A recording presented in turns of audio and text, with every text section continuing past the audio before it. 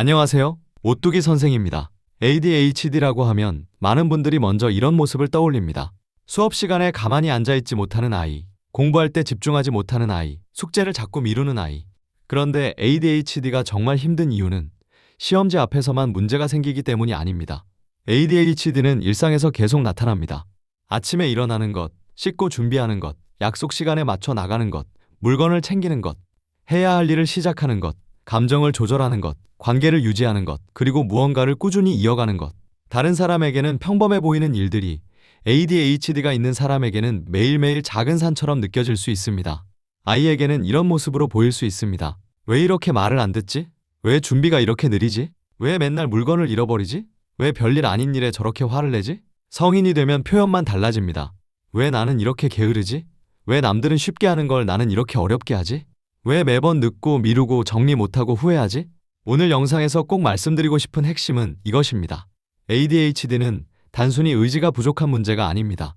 ADHD는 일상을 조절하는데 에너지가 많이 드는 문제입니다. 조금 더 구체적으로 말하면 ADHD는 뇌의 각성, 동기, 주의 조절과 관련된 어려움이 일상에서 나타나는 경우가 많습니다.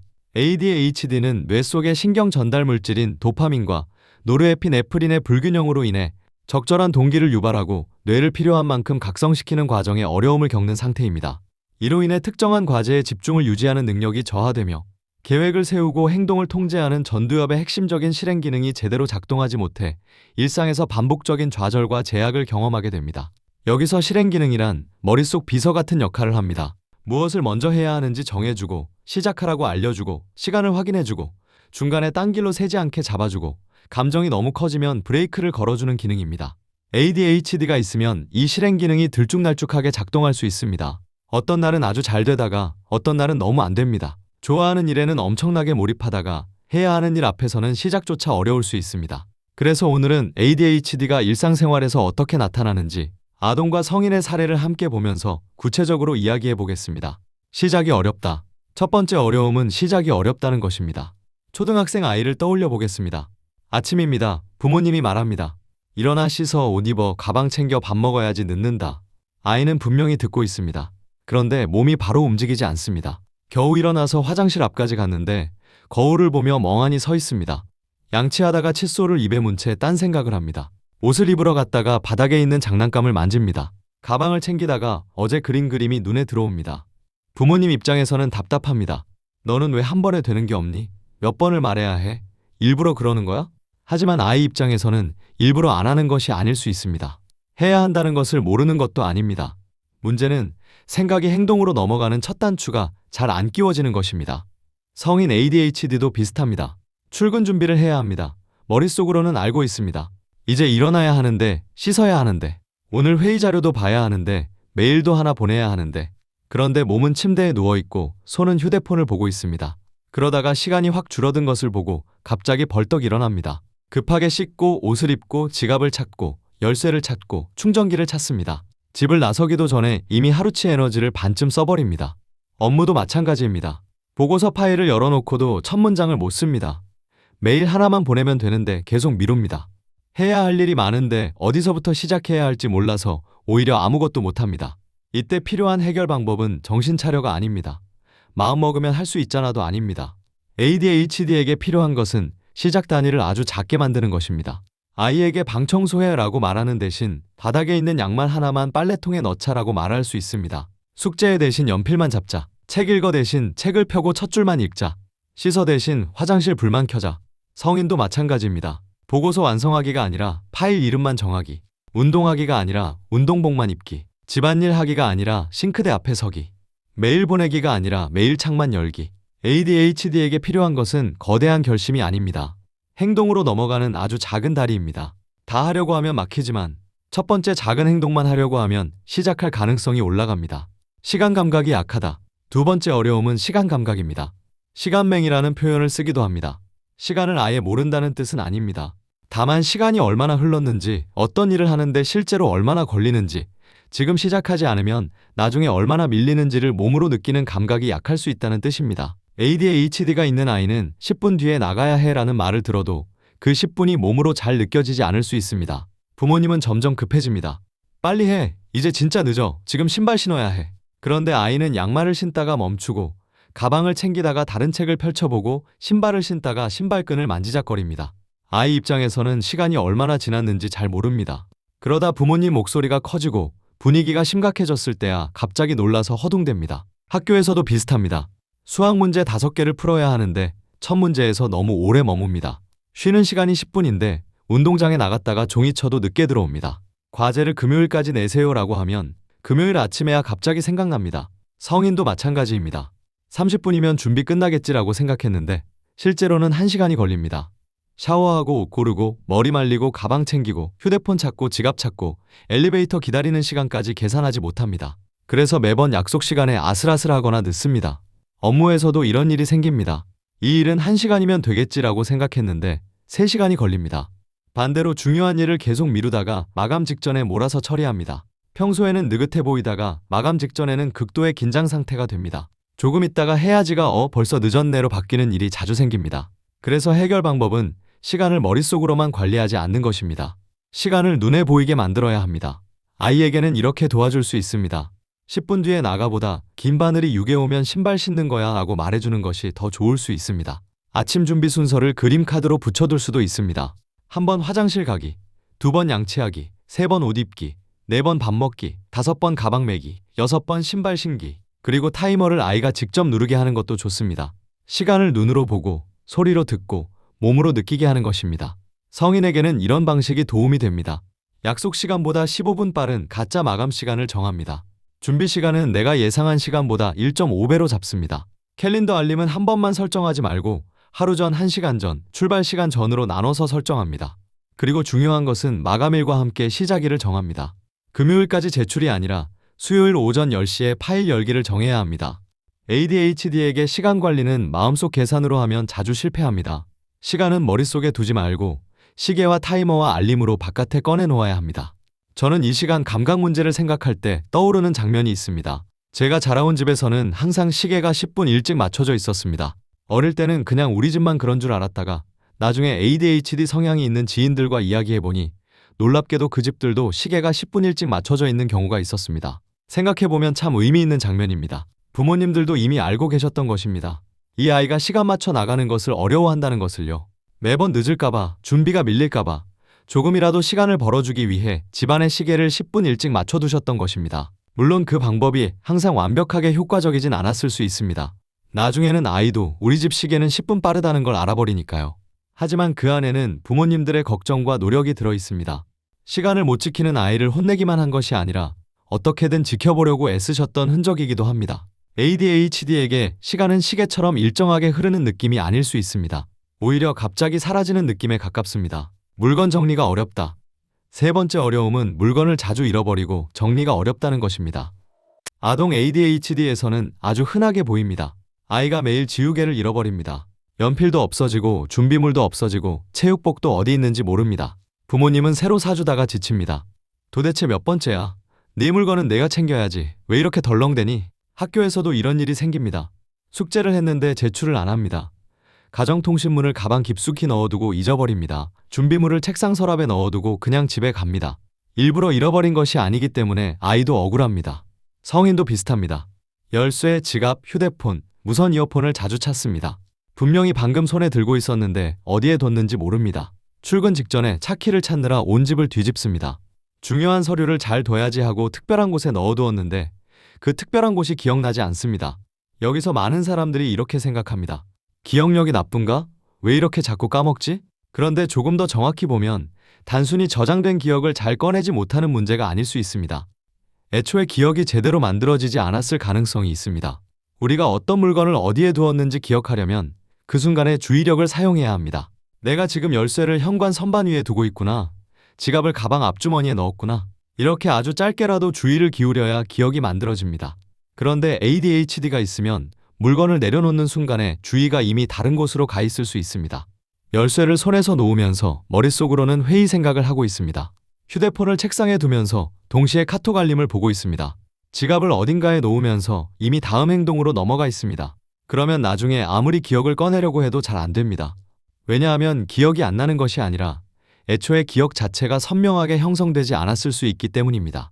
꺼낼 기억이 흐릿하거나 거의 만들어지지 않았기 때문에 이럴 때는 주변에서 잘 생각해봐라고 말해도 도움이 안 되는 경우가 많습니다.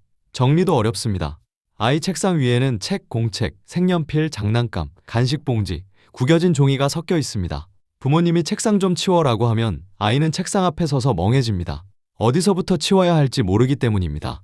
성인의 집안일도 비슷합니다. 설거지, 빨래, 분리수거, 청소, 냉장고 정리. 하나씩 보면 어려운 일이 아닌데 한꺼번에 쌓이면 거대한 벽처럼 느껴집니다. 빨래를 세탁기에 넣는 것까지는 했는데 건조기에서 꺼내는 걸 잊습니다. 설거지를 해야 하는데 싱크대가 이미 가득 차 있어서 시작할 엄두가 안 납니다. 택배 박스를 바로 버리지 못해 현관에 쌓아둡니다. 여기서 중요한 점이 있습니다. 정리는 단순히 물건을 치우는 일이 아닙니다. 분류하고 판단하고 순서를 정하고 제자리에 놓는 복합적인 실행기능 작업입니다. ADHD에게는 이 과정이 생각보다 에너지를 많이 필요로 합니다. 그래서 해결 방법은 잘 기억하자가 아닙니다. 기억하지 않아도 되는 시스템을 만드는 것입니다. 아이에게는 물건의 집을 만들어줄 수 있습니다. 가방은 항상 같은 자리에 둡니다. 준비물 바구니는 현관 앞에 둡니다. 알림장, 필통, 숙제 파일의 위치를 정해둡니다. 책상에는 제출할 것 칸을 따로 만듭니다. 하교 전 체크리스트를 책상에 붙여둡니다. 성인도 마찬가지입니다. 열쇠는 현관 트레이, 지갑은 가방 안 특정 주머니, 무선 이어폰은 충전기 옆, 업무 파일 이름은 날짜와 주제로 통일하기, 메모 앱은 하나만 메인으로 정하기. 정리도 크게 하려고 하면 어렵습니다. 방 치워가 아니라 옷만 바구니에 넣자. 집 정리하자가 아니라 싱크대 그릇 3개만 씻자. 완벽하게 정리하자가 아니라 바닥이 보이게만 하자. ADHD에게 정리의 목표는 예쁜 방이 아닙니다. 다시 시작할 수 있는 정도의 환경을 만드는 것입니다. 물건에게 집을 만들어주면 사람이 덜 힘들어집니다. 감정 조절이 어렵고 관계에서 오해를 받는다. 네 번째 어려움은 감정 조절과 관계입니다. ADHD는 집중만의 문제가 아닙니다. 감정도 빠르게 커질 수 있습니다. 아이의 사례를 보겠습니다. 친구가 말합니다. 너랑 안 놀아. 다른 아이들은 잠깐 속상해하고 넘어갈 수 있습니다. 그런데 ADHD가 있는 아이는 그 말이 아주 크게 꽂힐 수 있습니다. 갑자기 울거나 소리를 지르거나 친구를 밀칠 수도 있습니다. 선생님이 그 정도 일로 왜 이렇게 화를 내? 라고 말하면 아이는 더 억울해집니다. 수업 중에도 나타납니다. 문제를 틀렸다는 지적을 받으면 바로 짜증을 냅니다. 줄을 기다리다가 새치기를 당했다고 느끼면 크게 항의합니다. 게임에서 지면 분노가 확 올라옵니다.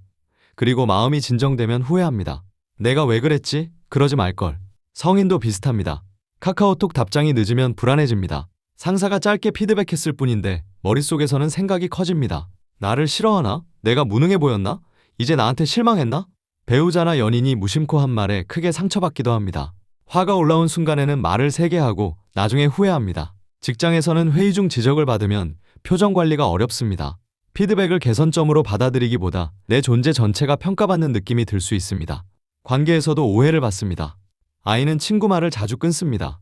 친구가 이야기하는 중간에 자기 생각이 떠오르면 바로 말합니다. 줄을 기다려야 하는데 먼저 하고 싶어서 앞으로 나갑니다. 장난이 과해져서 친구가 싫어하는데도 멈추지 못합니다. 그래서 이런 말을 듣습니다. 쟤는 자기밖에 몰라. 너무 시끄러워. 같이 놀기 힘들어. 하지만 아이 마음에는 친구와 잘 지내고 싶은 마음이 있을 수 있습니다. 문제는 그 마음의 속도를 조절하지 못하는 것입니다. 성인도 대화 중 상대 말을 끊을 수 있습니다. 아이디어가 떠오르면 바로 말하지 않으면 잊어버릴 것 같기 때문입니다. 약속을 잊거나 답장을 미루다가 상대가 서운해할 수도 있습니다. 중요한 연락을 놓쳐서 나를 소중하게 생각하지 않는구나라는 오해를 받기도 합니다. ADHD는 마음이 부족해서 관계가 어려운 것이 아닙니다.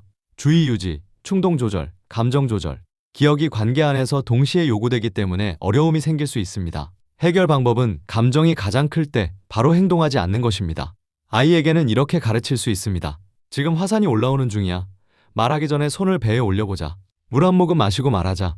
선생님에게 잠깐 쉬고 싶어요 라고 말해보자. 그리고 중요한 기준도 함께 알려줘야 합니다. 화난 마음은 괜찮아. 하지만 때리거나 던지는 행동은 멈춰야 해. 성인에게는 이런 방법이 도움이 됩니다. 화가 올라온 카톡은 바로 보내지 않습니다. 이메일 답장은 10분 뒤에 다시 읽고 보냅니다. 감정 점수를 0에서 10점으로 매깁니다. 8점 이상이면 중요한 대화는 잠시 멈춥니다. 그리고 이렇게 적어볼 수 있습니다. 실제로 일어난 일은 무엇인가? 내가 해석한 것은 무엇인가? 예를 들어 실제로 일어난 일은 상사가 보고서 한 부분을 수정하라고 말했다입니다. 내가 해석한 것은 상사가 나를 무능하다고 생각한다일 수 있습니다. 이 둘을 분리하는 것만으로도 감정의 크기가 조금 줄어들 수 있습니다. 관계에서는 구조가 필요합니다. 아이에게는 말하기 전에 잠깐 기다리는 신호를 정해줄 수 있습니다. 친구 말이 끝나면 말하기를 연습할 수 있습니다. 놀이 중 멈춤 신호를 미리 정할 수 있습니다. 성인은 상대 말을 들을 때 메모하면서 들을 수 있습니다. 끼어들고 싶을 때는 바로 말하지 않고 키워드만 적어둘 수 있습니다. 답장을 바로 못할 때는 이렇게 먼저 보낼 수 있습니다.